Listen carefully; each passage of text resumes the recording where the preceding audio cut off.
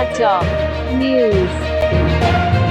नमस्कार, स्वागत है आपका हमारे चैनल जिला टॉप न्यूज में। कोर्ट का आदेश आया है, ओबीसी का आरक्षण खत्म हो गया। आज ओबीसी के लोगों से बातचीत करते हैं और कई मानिंद लोग हैं, उनसे जानना चाहेंगे कि आरक्षण के बारे में क्या कहते हैं और इसके बारे में आपका राय क्या है। देखते रहिए आप जिला टॉप न्यूज। धन्यवाद। और पूर्व जिला पंचायत सदस्य श्रीमती कमला यादव जी के साथ में हूँ और मैं मैडम से बात करना चाहूँगा। मैडम, हाई कोर्ट ने और लखनऊ बेंच ने भी ओबीसी आरक्षण को समाप्त कर दिया है चुनाव में, क्या कहना चाहेंगे आप? ये ओबीसी समाज के साथ बहुत गलत हुआ है, ये नहीं होना चाहिए था। सुप्रीम कोर्ट के फैसले को आप गलत ठहरा रही हैं? आज तक तो आप डॉक्टर भीमराव अम्बेडकर संविधान के दाता थे। संविधान के जरिए हम सबको जो आरक्षण मिला था, अगर संविधान के साथ छेड़छाड़ हो रहा है तो चाहे वो सरकार हो, चाहे वो राज्य सरकार हो या केंद्र सरकार हो, हम सब समाज उनको दोषी मानेगी ही। इस पे हम सब बहुत नाराज है, हमारा समाज सब बहुत नाराज है। क्या बहुत इसमें गलत कुछ हुआ है। राजनीतिक पार्टियों का भी हाथ हो सकता है, क्या सोचेंगे? हाँ, बिल्कुल बिना राजनीतिक पार्टी के इशारे पे कुछ नहीं हुआ है। हम सबका मानना यही है, माननीय न्यायालय की देन है कि हर आदमी वहाँ पे मत्था झुकाता है, उसको न्याय मिलता है। लेकिन अगर कोर्ट और न्याय में अगर जैसे होने लगेगा तो न्याय का सहारा कौन करेगा? हमारे ये साथ सब एक और भाई हैं, हम आपसे जानना चाहेंगे, आप अपना नाम बताएंगे? राजवंत यादव। तो ये जो हाई कोर्ट ने ओबीसी आरक्षण समाप्त किया है, इसके विषय में आप क्या कहना चाहेंगे? देखिए, हाई कोर्ट ने जो ओबीसी आरक्षण समाप्त किया है, ये ओबीसी समाज के साथ बहुत ही गलत हुआ है और आरक्षण समाप्त करके समझ लीजिए ओबीसी समाज पर डकैती का काम किया गया है। न्यायालय के ऊपर आप आरोप लगा रहे हैं? जी, आरोप नहीं लगा रहे हैं, माननीय न्यायालय का सम्मान है, लेकिन यदि आपके अधिकारों के साथ छेड़छाड़ की जाएगी, आपका नुकसान किया जाएगा, तो कहीं न कहीं उसके लिए चिंता व्यक्त करना और दुःख होना और अपनी बात, अपने दर्द को कहना स्वाभाविक है। ओबीसी अपने दर्द को कहना ये जी, वो हम अपमान आप नहीं है। अपमान नहीं है, बल्कि हम ये कहेंगे कि वो अपना व्यक्तिगत अधिकार है, अपने दर्द को ज़रूर बयाँ करना चाहिए। माननीय उच्च न्यायालय ने आरक्षण समाप्ति का जो ये आदेश दिया है, मेरा विनम्र निवेदन है माननीय न्यायालय से कि एक बार पुनः इस पर विचार करना चाहिए और इसका सर्वे करवाना चाहिए। पता करना चाहिए कि जो आपको जानकारी है, क्या वास्तव में धरातल पर स्थितियाँ साफ़ हैं? ओबीसी समाज का जो प्रतिनिधित्व अब तक मिलता रहा, जिसके माध्यम से ओबीसी समाज अपने आप को कहीं अपनी आवाज़ उठाने के लिए स्थापित कर पाता था, क्या वो समाप्ति के बाद वो प्रतिनिधित्व मिल पाएगा? और हम तो ये कहेंगे नगर निकाय चुनाव अभी झाँकी है, पिक्चर पूरी बाकी है। पिक्चर पूरी बाकी। जी। नगर निकाय चुनाव के माध्यम से ग्राम पंचायतों पर कब्जा करने की साजिश है। अच्छा।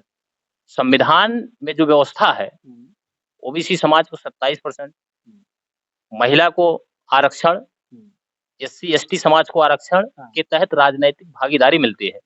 उस राजनैतिक भागीदारी के माध्यम से ओबीसी एससी समाज अपना प्रतिनिधित्व तय करके अपनी आवाज़ उठाने का काम करता है और अपने अधिकार को सुरक्षित कर पाता है। ऐसी कड़ी में हमारे साथ एक और भाई हैं, हम इनसे भी चर्चा करेंगे।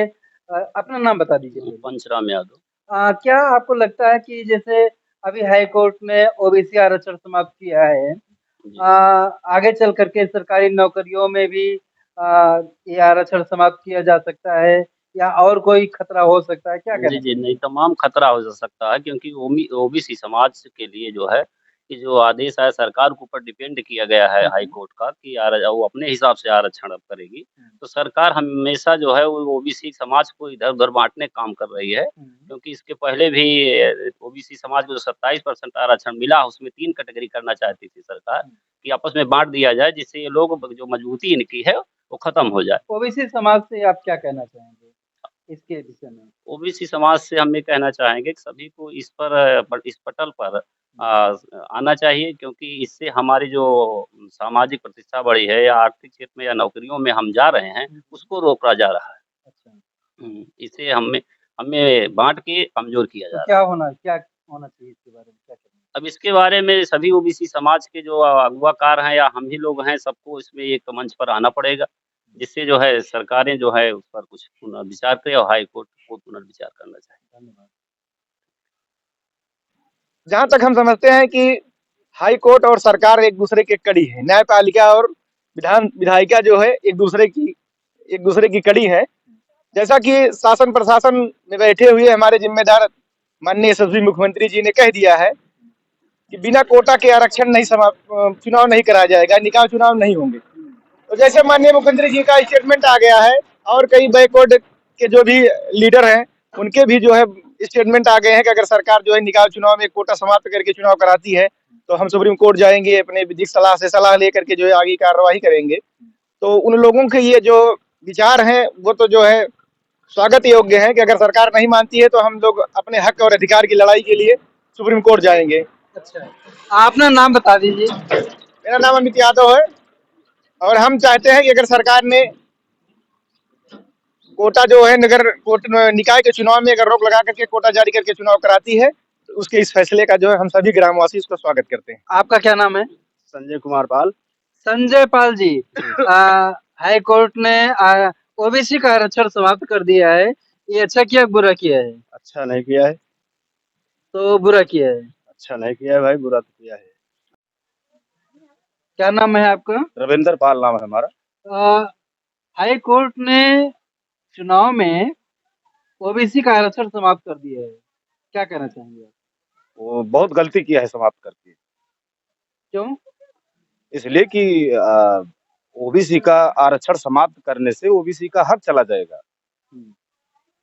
ये लोग आज चुनाव में आरक्षण खत्म किया है, कल नौकरी में आरक्षण खत्म कर देंगे तो ओबीसी का न कोई प्रधानी लड़ पाएगा, न कोई जिला पंचायती लड़ पाएगा, न जिला अध्यक्ष होगा, कोई होगा नहीं। तो इससे बहुत ज्यादा नुकसान है इन लोगों का। हम और कुछ लोगों से बात करेंगे। हाँ, क्या नाम है आपका? विशंभर नाथ गिरी। गिरी साहब, हाई कोर्ट ने ओबीसी आरक्षण को समाप्त कर दिया चुनाव में, क्या कहना चाहेंगे, अच्छा किया बुरा किया? तो पूर्ण रूप से समाप्त कर तो बुरा है, इसमें करे चाहत रहा। यह है कि अगर आर्थिक आधार पर कहे हुए तो ठीक है। आर्थिक आधार का मतलब जेके बहुत बड़ में नहीं छोट में नहीं देख के केस करें तब तो ठीक है, एकदम से समाप्त कर देना ठीक है। तो इसमें वो नहीं है। आपका क्या नाम है? बाबूलाल। पूरा बताइए। बाबूलाल गिरी। बाबूलाल गिरी। तो गिरी जी, अभी जैसा कि मैंने प्रश्न किया, हाई कोर्ट ने आरक्षण को समाप्त कर दिया चुनाव में, ओबीसी आरक्षण को, क्या कहना चाहेंगे आप, अच्छा कि बुरा? नहीं, वो भी आरक्षण होना रहना चाहिए, होना चाहिए। ओबीसी आरक्षण होना चाहिए चुनाव में। हाँ, आरक्षण खत्म हो, उस पर क्या कहेंगे? उस पर क्या करेंगे, सरकार उस पर मतलब आगे बढ़ने का उसका न्यायालय का मतलब वो है, सरकार जा रही है आगे सुप्रीम कोर्ट। Thank you.